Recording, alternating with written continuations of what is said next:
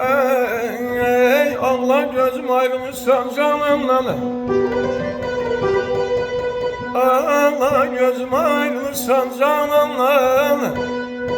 Her kimi görsen şikayet eyleme.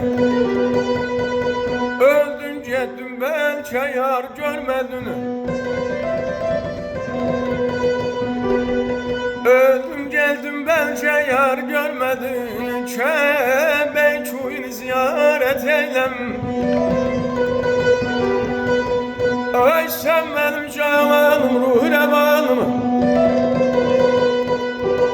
Sen benim canım ruh revanım. Lebleri şirinim gönçe dehanım.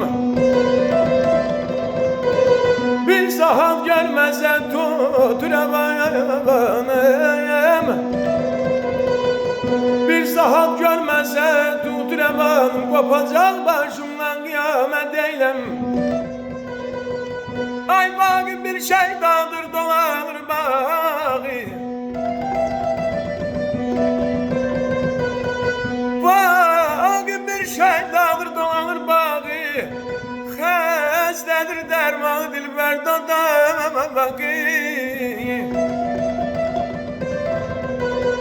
O bilir bu xalı almayan ağı.